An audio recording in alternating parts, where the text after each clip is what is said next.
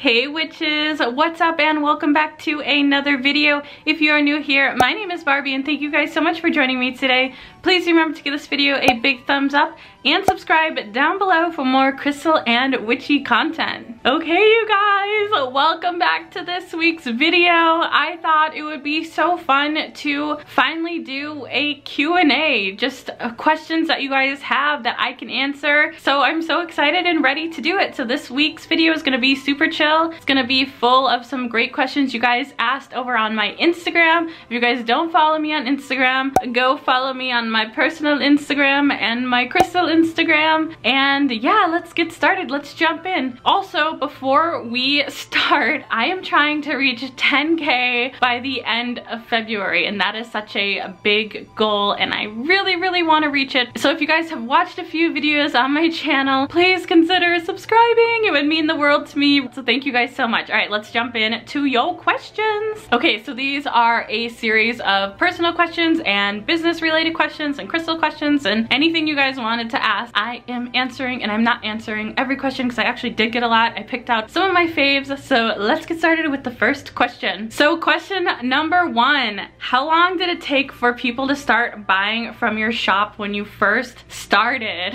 It took a little while. Honestly, I think it took like maybe 2 weeks to get my first sale, and I don't think my shop started having consistent income until probably 3 to 6 months in. So it takes a lot longer than you would think. Now I only sell on Etsy, so it definitely took a couple weeks to get my first sale. Okay, so someone asked, how can you tell if Lodolite or garden quartz is being fake? And this is a great question. A lot of you guys ask me about how to tell if certain crystals are being fake, and the reason I started my series was stuff that I could actually prove was being faked. And I think the good thing is a lot of crystals actually aren't fake. So I would say, like, personally, I haven't seen Lodolite or garden quartz being faked at all. It would be really hard to fake in my personal opinion, and those being faked you would be able to tell so easily. So I think you're pretty much safe buying garden quartz and or Lodolite, and you probably won't run into a fake. I have not seen it being faked in a huge capacity. So the next question is, what was the first crystal I ever bought? I think the first crystal I ever bought was from the Crystal Fairy, and I think I bought a little Vera crystal, which I will show you. It was this little bitty crystal right here, which is called a Vera. Okay, so the next question is, what do you recommend we do if we receive a crystal we think is fake? For example, quartz or citrine. Oh, this one is so tough, because you guys come to me probably on the daily over on Instagram or even here on YouTube telling me that you think you got a fake. And I feel so awful. I mean, that's why I started the fake series in the first place, was to help not only you guys prevent yourselves from buying fakes, but also so sellers could educate themselves so they don't accidentally end up selling fakes. So it's so hard. I mean, I think if you're a seller who's bought from a supplier who sold fakes, report it to PayPal or ask them to be honest with you. If you're a buyer who's buying off of a seller, if you bought on Etsy, message the seller privately first and kind of ask them, you think that it's fake. A lot of the times, most sellers get really defensive, and that's not anything against them. I'm sure that they were lied to, and that's why they believe that they have something real when they actually don't. So it's a really complicated situation, and the sellers, regardless of the wholesale sellers or the sellers that you see on Instagram and or Etsy, the responsibility 100% falls on them. So if you have bought a fake from them, regardless of what you know, I think it's their responsibility to fix it. And by fix it, I mean offering you a return and a refund, and or if they don't do that, I think that you should, and I would encourage you to report it to PayPal or however you paid. That's why I never say pay friends and family, because if you get scammed, they will not protect you. On Etsy, it's a little bit easier because you can report it on Etsy and Etsy will kind of monitor the situation. If you guys do think that you have received a fake or been sold something that's been misrepresented, try to talk to the seller. Every time I've ever told anybody that, the seller gets defensive. So it's so hard, you guys. It's so hard. I think the more educated that sellers and buyers become, the less that this will happen. But I would say try to ask if you can return it, or if that doesn't work, open a case on PayPal. Okay, so the next question is, how long have you felt drawn to crystals? I would say for sure my entire life I've always loved crystals. I didn't understand the power of crystals and crystal healing until about a few years ago. So that's when I like really started getting into it, was a few years ago. But I've always, even as a kid, have been drawn to crystals. Another question is, do you do journaling, meditation, or manifestation work? If so, do you incorporate some of your crystals? And I do 100% do manifestation with my crystals. I fully believe in that. I do want to try to make a video on that. And then I do meditation with my crystals, even a small amount of meditation with the crystal that's going to help you with relaxation, like blue crystals or purple crystals. Those really help. So I do that as well. Okay, so someone had asked, does bake/heat treated fake citrine clean other crystals like real citrine does? And I would say yes, fake citrine or heated citrine is still citrine. It's just the process has been sped up. So naturally when citrine forms, it takes a longer time to cook in the earth's crust or in the earth's core, or however you want to say it. So when it's heat treated, that process is just sped up. So instead of it taking millions of years, they can do it much faster.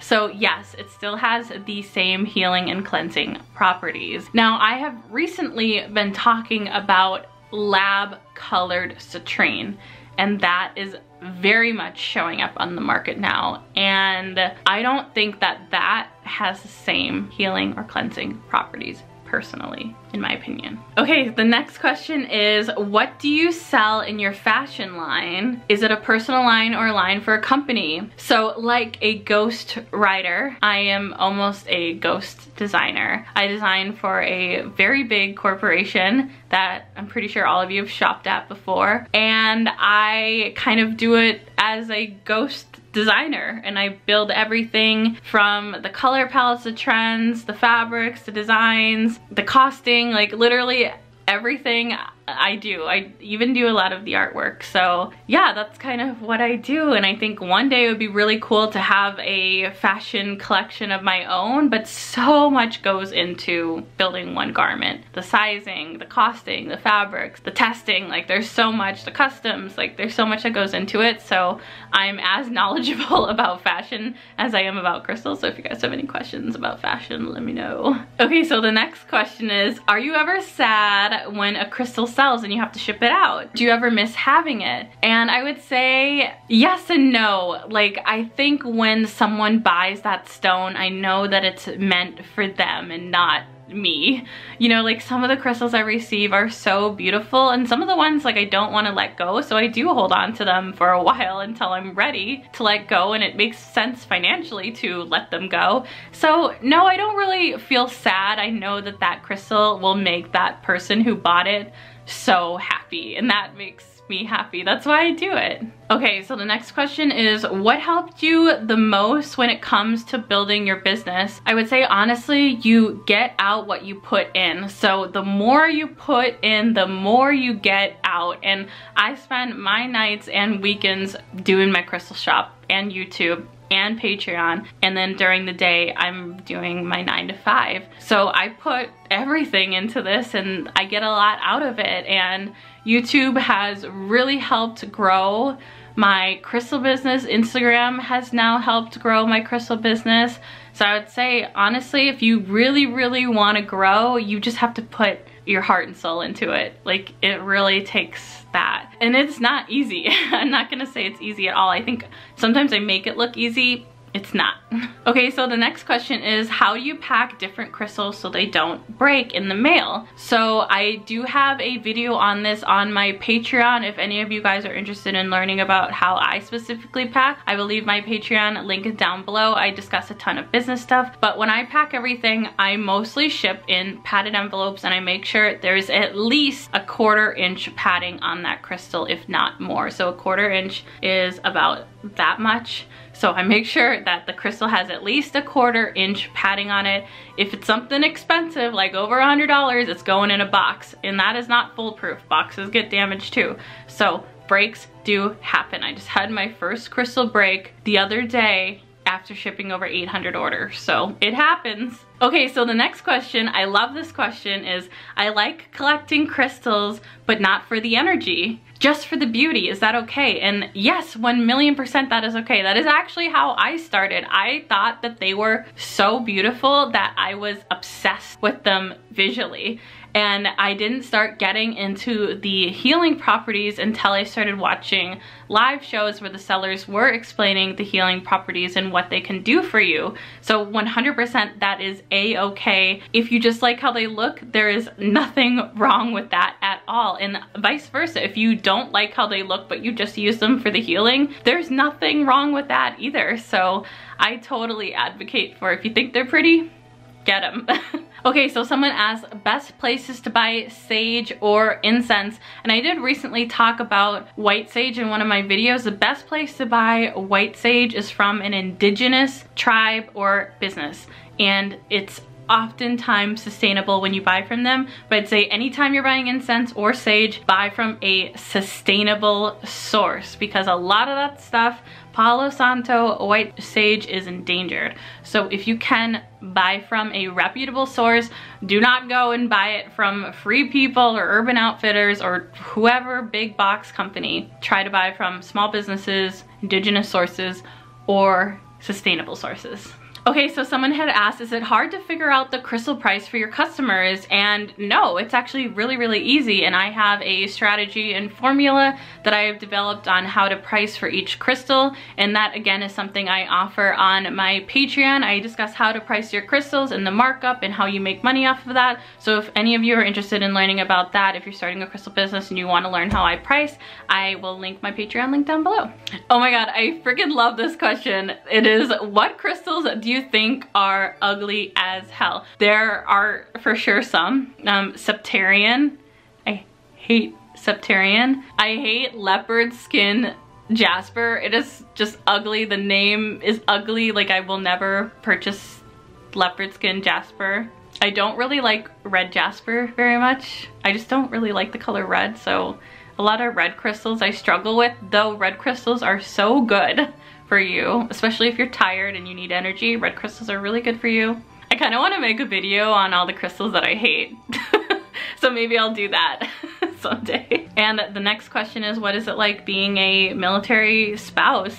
It's not for everybody. And my husband is actually a police officer and in the military, and it's different being married to someone who literally sacrifices their life for other people who they don't know. And I mean, I know that I couldn't do that, just because you're in a thankless job. To be honest, you're in a thankless job. And a lot of people do appreciate the military and do appreciate the police, but the everyday people that you run into, they don't really show that they do. So it's a challenge. It's a lot of sacrifice away from your family, and that's the reason why I'm able to have a Patreon, have a full-time job, have a YouTube channel, and run a crystal business, is because I have a lot of time, because my husband is gone a lot serving and protecting. So how many crystals do you personally own? Let me count really quick. So personally, I think I own about 200 crystals. A lot. I need help. I'm really addicted. Okay, so the next question is funny. It says, how do you feel knowing you got hundreds of people into crystals right before COVID? It's so weird to me, you guys. Like, I don't really notice sometimes the effect and the audience that my channel has. And I know that's like so funny to say because I can like look at the views and look at the numbers and see that there are obviously people who've just started getting into crystals because of my channel. So it's so surreal. Like, I almost don't even notice that I've had an impact, even though I know that I have. So I think there are many good things that have come out of it. A lot of people have felt inspired to start crystal businesses in a time that is a really hard, scary time for a lot of people. And I think that that is exciting. And a lot of people have started collecting and brought these beautiful pieces into their homes. And I think that is exciting too. I mean, financially, yes, it's expensive, but I think it's something that brings joy to people in a time that sucks. So, I mean, I think, yeah, it's a little bit crazy, but crystals bring me so much joy during this crazy COVID time. Someone asked if I had to pick a crystal in my collection, which one would be my favorite? That is such a hard question. I think it would have to be my big ocean jasper sphere because I've never seen anything like it and it's massive. Or I would say my Tiffany stone or my citrine.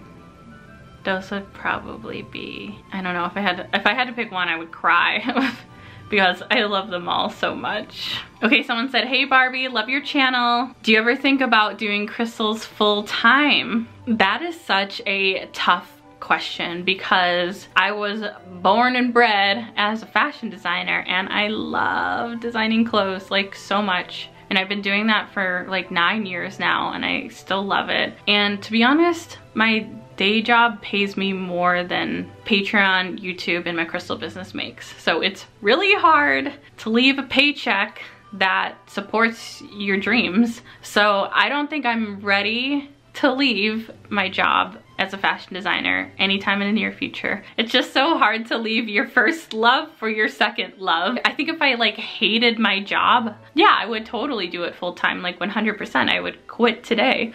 But it's hard because I love fashion so much and I love crystals equally as much, if not more. So I think definitely someday that'll happen, but I don't think anytime in the near future unless things like blow up for me on YouTube and all of a sudden that's like changes my life.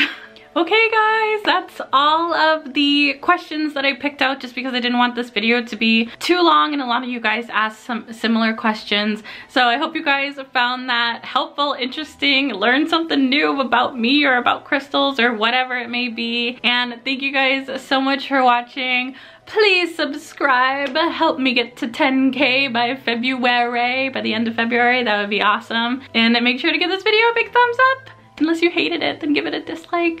But thank you guys so much for watching and supporting me, and I appreciate it so much more than you know. And I will see you guys on the next one. Bye!